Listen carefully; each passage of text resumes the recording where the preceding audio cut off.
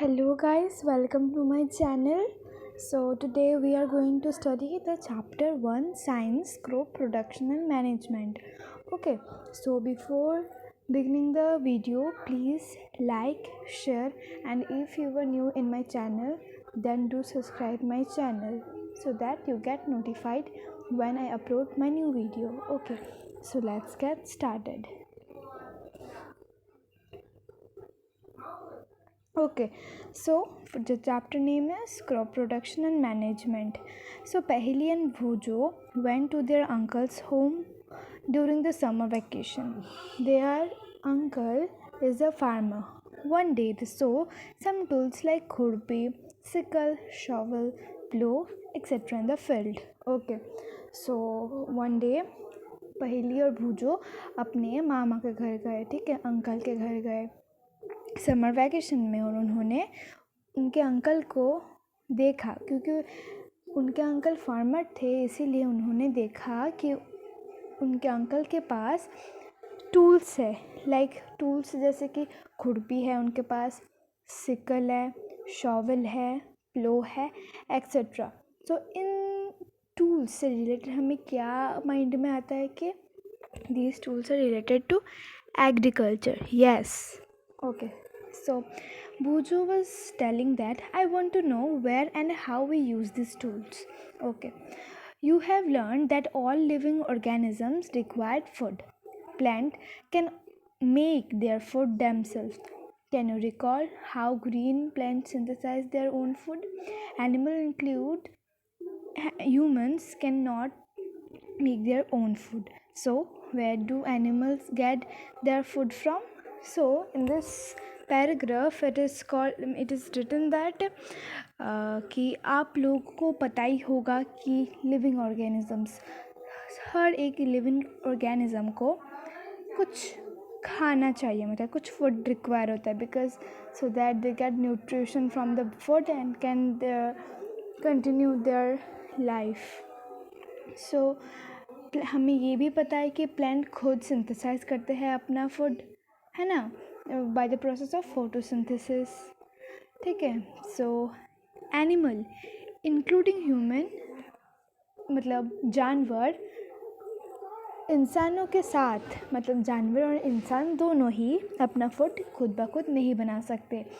तो वो कहाँ से ये खाना लाते हैं? But first of all, why do we have to eat food?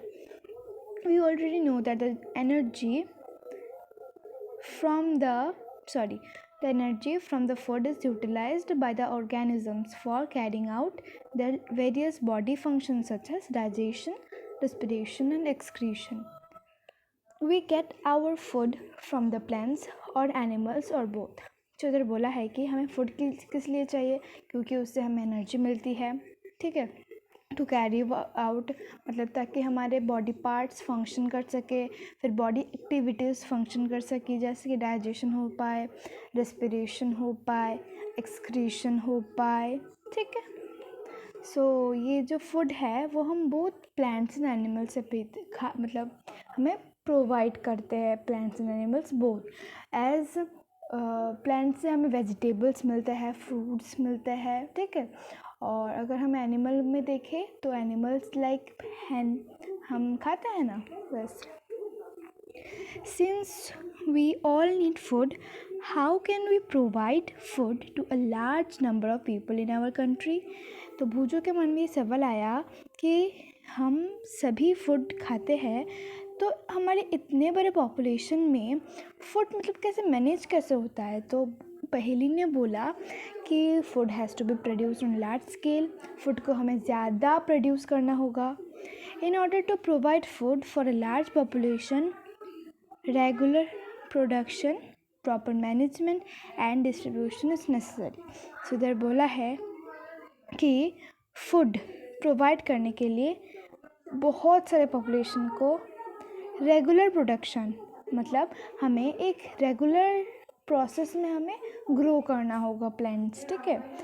Management and distribute equally करना होगा ताकि सभी को खाना प्रोवाइड हो सके. Agricultural practices till 10,000 BCE, people were nomadic. They were wandering in groups from place to place in search of food and shelter. They ate raw fruits and vegetables and started hunting animals for food. Later, they could cultivate land and produce rice, wheat, and other good crops. Okay. Later, they could cultivate land and produce rice, wheat, and other food crops. Thus was born agriculture. So उधर बोला है कि 10,000 BC का जब वक्त होता था तब सारे पीपल नोमैडिक थे. Means nomadic means people move from one place to another. So वो वंडर करते थे, प्लेस टू प्लेस घूमते थे फूड के लिए, शेल्टर के लिए. वो कच्चे कच्चे खाना खा लेते थे, जैसे कच्चे फ्रूट्स, कच्चे वेजिटेबल्स. ठीक है. फिर उन्होंने हंटिंग करना स्टार्ट किया. फिर उन्होंने कल्टिवेट करना स्टार्ट किया एंड प्रोड्यूस करना सीखा कि कैसे हम प्रोड्यूस करेंगे rice, wheat and other crops. So इसी टाइम से एग्रीकल्चर बॉर्न हुआ. ठीक है. When plants of the same kind are cultivated at one place on large scale, it is called crop. For example, crop of wheat means that all the plants grown in the field are that of wheat. You already know that the crop are different types like grills, vegetables and fruits. These can be classified on the basis of season in which they grow. India is a vast country and the climatic conditions like temperature, humidity and rainfall vary from one region to another region. Accordingly, there is a rich variety of crop grown in different part of the country. Despite this diversity, two broad cropping pattern can be identified. Okay, इतना तक हम समझ लेते हैं पहले. ठीक है. तो इधर बोला है कि हमें इधर से बोला है कि जब एक तरह का प्लांट है, when one kind of plant is grown on large scale at a field, it is called crop. उसको क्या बोलते हैं? क्रॉप बोलते हैं. ठीक है. सो एग्जाम्पल भी हम लोगों ने देखा, जैसे कि अगर एक व्हीट का प्लांट पूरे फील्ड में ग्रो करे तो हम क्या बोलेंगे? Crop of wheat. ठीक है. सो हम लोगों ने पढ़ा है, हम लोगों को पता है कि क्रॉप्स के बहुत सारे टाइप्स होते हैं, जैसे कि कुछ ग्रिल्स होते हैं, कुछ वेजिटेबल्स होते हैं, कुछ फ्रूट्स होते हैं. ठीक है. So on the basis of season India में क्रॉप्स 2 काइंड्स में डिवाइड हुए. ठीक है. According to the season, according to time, according to all of this, in India the crops are mainly divided into 2 types. One is kharif and second is rabi crop. Okay, what is kharif crop? Let me make you understand that a kharif crop is a rainy season crop. Okay, so kharif crop is a rainy season crop that requires a lot of water. The crops that are grown or sown in the rainy season, they gradually need much water ना. So kharif crop winter season में नहीं बल्कि summer season यानी कि monsoon के season में grow किए जाते हैं, और ये बहुत ज़्यादा पानी उनमें लगता है. They need a lot of water. फिर ये जो सो होते हैं ना, these crops are sown from around June to July and are harvested from around September to October. Example देख लेते हैं, जैसे पैडी, मेज, सोयाबीन, नट एक्सेट्रा. राबी क्रॉप से एकदम अलग है, एकदम ओपोज करता है खारिफ क्रॉप का. So rabi crops are the crops that are grown in the winter season.